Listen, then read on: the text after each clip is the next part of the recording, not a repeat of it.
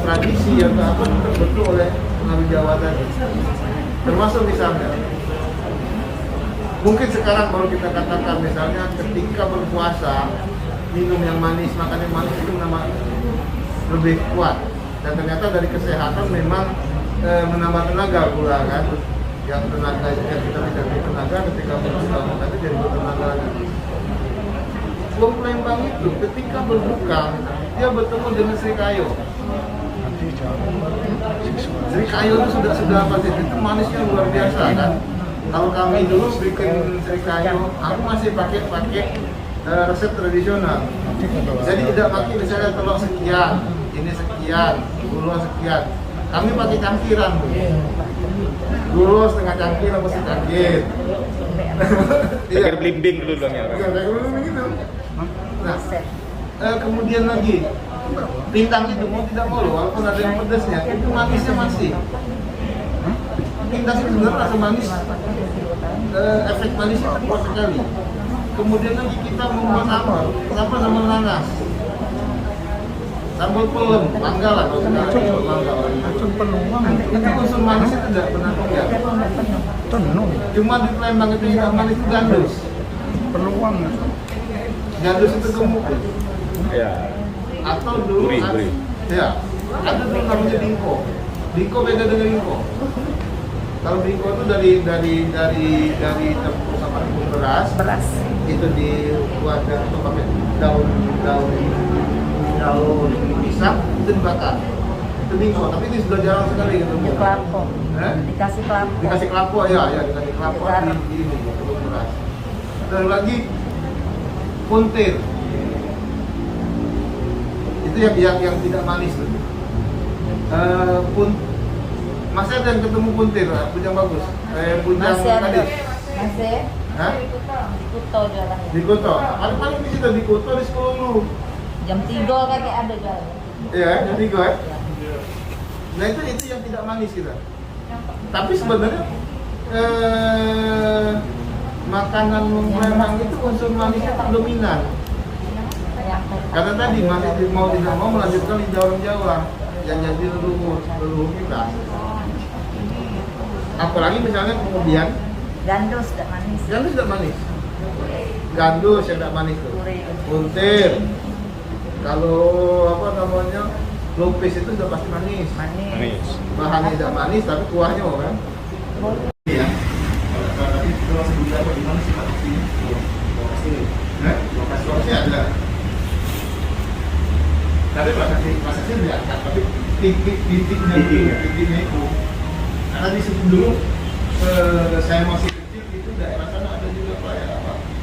Lalu lintas kapal perahu. Lalu ada planet ini pecahan-pecahan kurang lebih ada 32, banyak sekali. Nah inilah misalnya kehidupan bukit inilah yang menentukan bahwa kemudian setelah perdebatan panjang 1920 sampai 1994 menetapkan bahwa Palembang itu pusat yang bukan tempat satu-satunya pusat. Kalau kemudian dia berpindah-pindah itu wajar. Oke. Nah ini ada teori namanya Linus Unterfares bahwa Sriwijaya itu kedatuan. Bahwa ini sudah menggaya. Ada Wanwa, Wihara, Samayada, tempat tinggal pejabat dan para pelayan. Itu Tuhan namanya. Kemudian ada Mandala, Datu, Royal Blood, and non-Royal Blood. Nah, kalau sekarang kita ibaratkan Wanua itu adalah Republik Indonesia, Mandala itu provinsi-provinsinya. Jadi wajar kalau misalnya di Bumi Ayu misalnya, itu ada pertanyaan kenapa di sana itu? Pada saat itu memang sudah ada.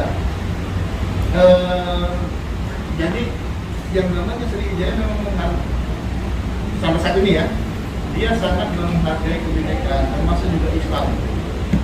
Bahkan ada tulisan cerita para sekarang. Jadi dulu setelah keruntuhan Sriwijaya itu ada yang namanya Demang Lebar Daun. Demang Lebar Daun ini berdiam di Sultan. Pada saat itu kemudian datang yang namanya Sangka Purba dari Jawa Barat. Dia minta bini ke. Disiapkanlah perempuan oleh Demang Lebar Daun. Nikah, malam, meninggal. Kawan-kawan yang di belakang mungkin udah jelas ada berdiri kita Papo. Jadi biar lebih jelas selalu ada lagi Ada yang Arab, ada juga Cina. Nah ini menarik nanti Cina ketika kita bicara kenapa tujuan awal Tionghoa itu datang ke Palembang setelah Cina kan sempat tutup diri tuh, sempat tutup diri selama sekian tahun dia kemudian pada masa pada masa pemerintahan Yongbei yang ketiga dia kemudian ingin membuka hubungan dengan negara-negara negeri-negeri di bawah angin agar mereka merasa negeri atas angin itu di utara, nah yang di bawah-bawah ini yang diserahkan itu negeri bawah angin. Jadi pada saat itu belum ada cerita bahwa Tiongkok tahu bahwa Sriwijaya sudah tidak ada. Jadi Sriwijaya itu memang ada masa terakhir yang ngirim utusan, setelah itu tidak mengirim utusan lagi. Nah inilah awal-awal 1400-1300 dia terakhir mengirim utusan. Ada masa kepemerintahan dan Timur setelah tidak ada Sultan Lula, Palembang menjadi pemukiman orang-orang asing untuk koloni. Suatu kampung yang memiliki pasar sendiri dan menikmati hak istimewa di luar wilayah hukum yang ada. Ini salahnya itu pisah maksudnya lain itu dikirim ke Palembang. Ternyata dalam kondisi hamil, lahirlah kemudian Raden Patah. Itu di Kandilaras Imbilir, itu sendiri yang sekarang di wilayah Besri itu. Kemudian dinikahi oleh Arenila, ibunya tadi. Lahirlah yang namanya Raden Husein. Nah itulah kamu di Palembang ada kata ngacu rumah. Ngacu rumah. Kenapa? Karena kan ibunya yang dinikahi itu. Nah ibu tiri, ibu angkat, semuanya ibu itu. Nah dinikahi. Ini nggak apa-apa, sesama orang dewasa ada alasannya kenapa di Palembang ada kata ngacu rumah kalau rumah. Oke. Nah ini lalu dikirimlah ke Jawa. Raden Husein waktu itu menjadi adipati Terong. Nah, ketika masa itu Majapahit itu mulai lemah. Wali Songo ingin mendirikan kekuasaan. Itulah Kesultanan Demak. Raden Patah ketika datang ke Jawa itu dijadikan sultan. Panembahan Palembang salah satu gelar dia. Dan selama di Palembang inilah ada 27 orang dulu. Setelah Raden Patah lahir anaknya, nah mulai terjadi pergiluan sampai akhirnya ada pajak, ada Jepang berdiri, kemudian Mataram Islam. Nah keturunan Raden Patah yang tidak puas atas peralihan kekuasaan ini kemudian datang kembali ke Palembang. Makanya ini dinamakan keraton ini sebagai Putogawa, artinya keraton atau benteng yang terbakar. Ini juga sudah ada loh Pulau Temaru sebagai pusat ininya. Di sini kan berbeda dengan Pulau Temaru. Ini susah juga di Belanda masuk. Kenapa kalah? Caranya sederhana, pada saat itu gudang musiu yang ada di Pulau Kemarau terbakar. Panik lah ini. Setelah mau apa, akhirnya setelah dipadamkan bulan November, ini dibakar. Lalu habis betul seluruhnya rata dengan tanah, tinggal dibikin selama 3 hari. Betapa luasnya keraton ini. Oke, sekarang anak-anakku buat skripsi, karena tidak gampang. Jadi ada pendekatan ke Jawa, pendekatan apa, dan kita berani menyenangkan diri sebagai sultan. Pada masa itu, sultan itu tidak banyak. Yang boleh itu raja, berani dibawa ke Jawa. Karena gelar sultan itu adalah wahyu Mekah. Karena sultan itu Islam. Sultan jadi raja pada saat itu selain kepala pemerintahan, dia juga kepala keagamaan. Jadi imam juga.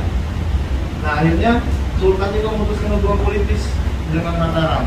Dia marah karena Mataram tidak merestui. Jadi tidak ada hubungan lagi, kita tidak di bawah Mataram. Dan waktu itu ada pikir ngapu ke Palembang diserang ke Mataram tak ada bantu. Nah ini juga ada, kalau kita bicara intrik politik, mungkin pada saat itu Mataram juga berkeinginan Palembang dihancurkan dengan satu besar. Itu ada di ke Sultanan. Nama manggotnya Sultan dari Belanda, sekali agama, lalu kemudian Sultan baru. Ini, ya ini. Beringin jambut. Jadi inilah keraton awal. Ya, sebelum ini dibongkar dan dibangun seperti ini oleh Belanda. Ada budaya baru, bahasa dan sistem budaya. Inilah mulai yang nggak ada bahasa koloniki, saling bertakuen, saling mengikut, sedang menanyol. Nggak ngerti kan? Nah ini cuma bahasa ini dipakai di keraton. Lalu ada lagi kesamaan kerajaan dan kerajaan di Jawa, salah satunya Mutul Raden. Sebelumnya belum ada Raden-Radenan. Kemudian ada izin pendirian roti VOC di Sungai Awur di 10 sekarang di Sorten ini sistem ketatanegaraan yang struktur. Ini pakai Pancaran 5. Ada itu, kalau kita bahas nanti lah, mungkin ada kesempatan kita bahas lagi secara ketatanegaraan segala macamnya. Nah ini struktur kesultanan, ibu kota itu pusat politik, budaya, sosial, dan ekonomi. Lalu ada pemungutan. Wilayah yang diatur oleh sultan karena punya penghasilan sehingga menjadi objek pajak dan pemungutan. Tapi sebenarnya begini, kepungutan ini tidak ada pajak. Jadi sultan tidak menerima pajak dari daerah penghasil. Jadi yang menghasilkan kayu-kayuan, kemudian kulit hewan, tanduk, gula segala macam itu, tetapi mereka wajib menjual kepada sultan. Tidak dikenakan pajak, tapi mereka wajib menjual kepada sultan. Sambil terus menteng dia. Kalau menteng kita ini, karena yang memimpin pasukan Belanda menyerang Palembang adalah Herman Warner Muntingde. Palembang kan susah kalau Belanda itu sudah menteng. Setelah perang ini maka kemudian Raden Rasib itu juru-juru sultan itu menulis syair tentang menteng. Nah, perang Palembang 1921 di situ kita kalah.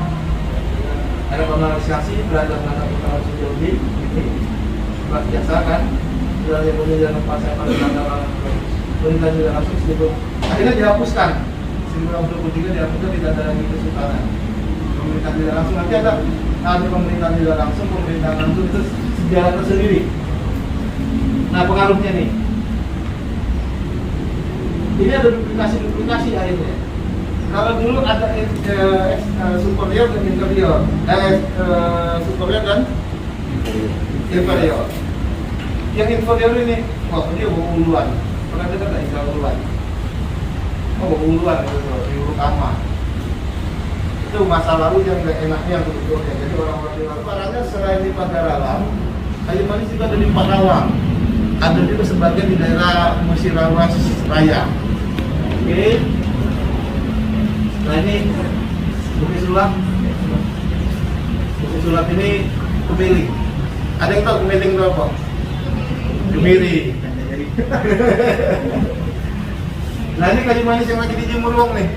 Kemudian aku lewat pada satu di Pagaralam orang lagi jemur kayu manis. Jadi memang ini kalau kita jalan juga dari di Bandarala, kemudian di tebing tinggi ke arah Pulau itu sering kita jumpai orang ikan politik, termasuk tebing tadi. Nah ini pala nih, ini di Bandarala kan? Aku sempat panen yang balik sini, aku punya siapa tuh? Berapa yang lihat ini kan? Ini lada. Ini kita ada juga di Bandarala. Berdasarkan catatan-catatan lada waktu itu, setelah dia menguasai Palembang, dia mulai melebarkan kekuasaannya ke wilayah-wilayah itu. Terakhir dikeluarkan itu Bandarala dan sekitarnya itu 1840-an terakhir sekian. Nah jadi berdasarkan catatannya itu, maka 1822 itu range itu membuat catatan juga tentang kopi. Jadi kalau meluruskan itu karena ada kekeliruan kita bicara tentang kopi itu dari mana. Jadi Sumatera Selatan sudah penghasil kopi itu di tebing tinggi 1822. Pada saat itu tapi penjualannya ke Bengkulu dan sekarang masih itu lah. Itu terjadi perebutan antara Palembang dengan Bengkulu akhirnya. Nah, itu tapi Arabica pada saat itu 1890-an itu terjadi kebakaran besar, kemudian diusahakan menanam lagi Arabica tidak berhasil. Ondel-ondel di wilayah Bandarala mendirikan perkebunan kopi, tapi robusta. Nah itu kita akan bicara lagi bagaimana dengan kopi di tempat yang berbeda. Nah, kemudian Mbak, Kosmologi Batang Ali 9. Inilah Batang Ali 9 itu. Inilah Batang Ali 9. Karena apa? Ini pusat Mbak.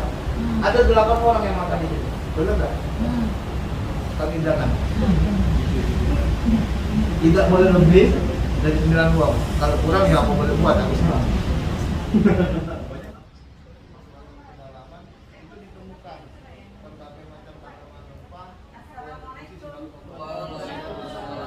Dalam pesona Indonesia.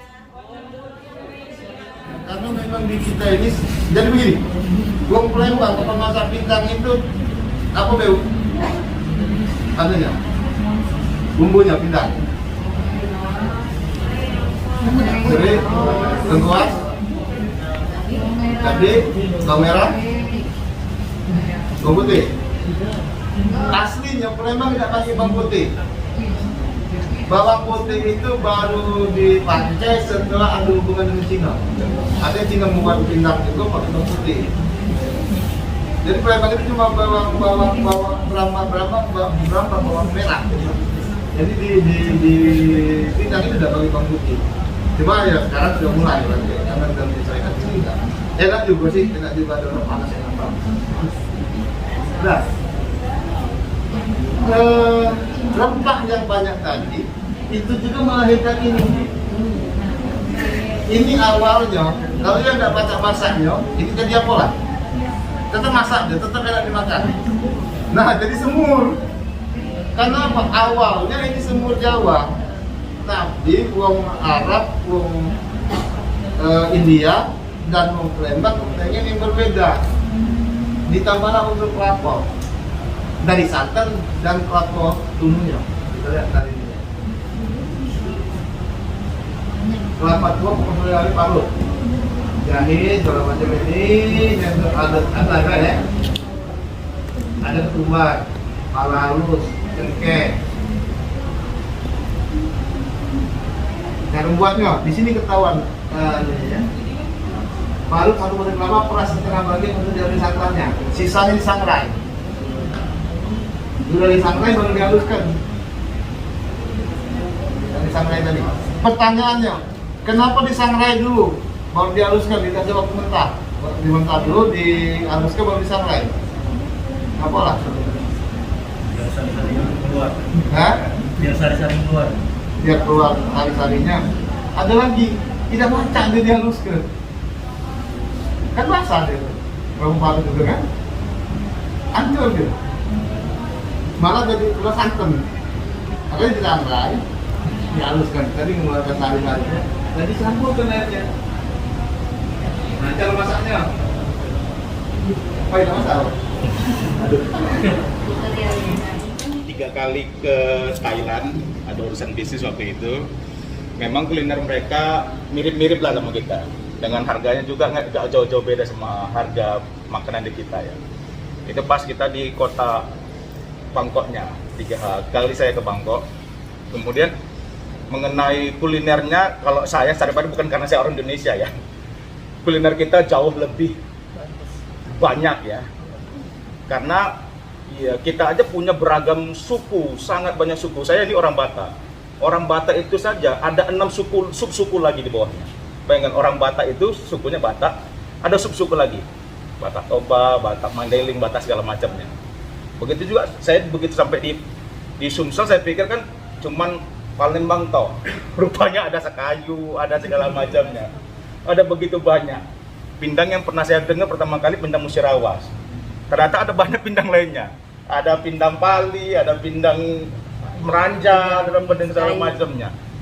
Jadi sebetulnya kuliner kita itu Indonesia, khususnya Sumsel, khususnya lebih khusus lagi Palembang itu sebetulnya lebih beragam. Cuman tadi ya banyak kita terlalu mendewakan masakan-masakan luar. Padahal sebetulnya masakan kita ini jauh lebih punya karakteristik. Ya kan? Tadi itu ada empek-empek, ada pindang yang mirip dengan tom yum, mirip ya, bukan sama kan begitu ya. Dan ada juga tadi itu malbi yang saya baru tahu ternyata memang dia lebih ke semur ya ininya. Nah, tinggal bagaimana kita mengemasnya dan sekali lagi seperti kata Pak narasumber tadi bahwa kita harus membrandingnya melalui media sosial. Kekuatan media sosial itu memang sangat-sangat luar biasa saat ini. Ya, orang-orang Palembang harus lebih cinta sama masakannya. Kayak saya sekarang kan orang luar nih ya.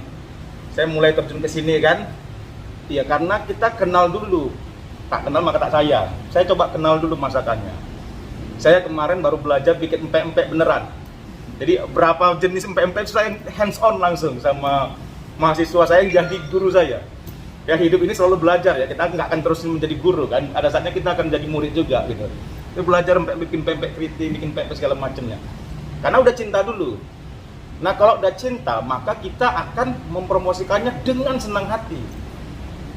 Nah balik lagi tadi pertanyaan dari Bapak tadi bahwa orang Palembang harusnya cinta dulu sama masakannya nih.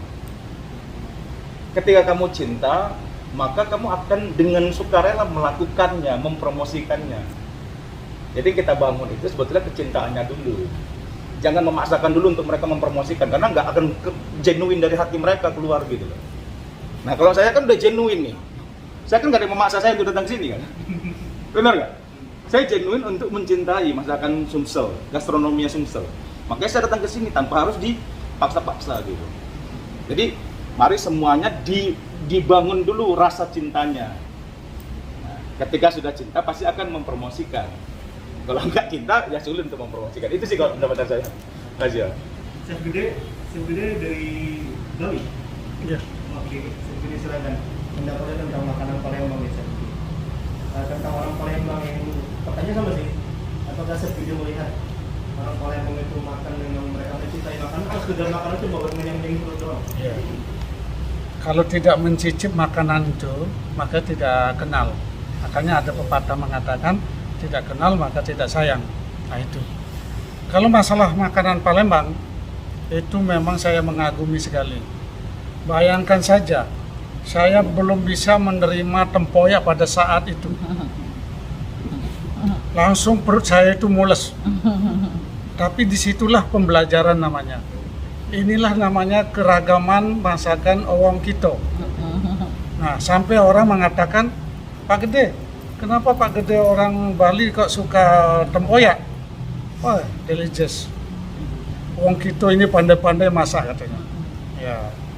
Nah, ada lagi masakan empek-empek. Pak Gede, Palembang, kok kalah masaknya empek-empek?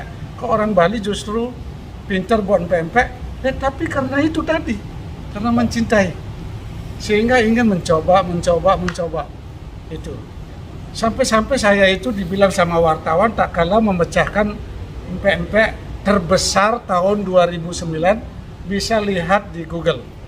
Tatkala saya memegang Dewan Perwakilan Daerah Indonesian Chef Association. Saya buat proposal siapa, semuanya ngeledeki. Macam-macam aja orang Bali ini katanya, bikin macam-macam. Dari situ adrenalin saya itu bergerak. Saya harus buktikan dengan lunglai jalan proposalnya, mendadak sekali proposalnya. Ya saya tidak tahu, akhirnya dikasih juga. Akhirnya deal, jadilah empek-empek terbesar Muri tahun 2009. Nah karena apa? Saya ingin mengangkat makanan Palembang. Nah, kenapa orang Bali bisa mencintai? Ya karena kita sudah membaur dengan masyarakat Palembang. Saya tidak akan melihat identitas. Jadi kita sudah Indonesia. Jadi seperti itu. Tapi saya sebagai orang Bali sendiri, saya mengagumi juga masakan Palembang dengan beragamnya, dengan cita rasanya. Sampai-sampai saya memvideokan masakan-masakan Palembang itu. Sampai-sampai juga barter dengan wong kita. Pak Gede, sekali-sekali masak masakan Bali. Why not? Saya bilang itu. Saya langsung begitu, Pak. Terima kasih Pak Gede, Pak Oscar. Ini pendapat dari Hayam Betutu dan Anggaliman. Pak, izin saya pergi untuk ini ya.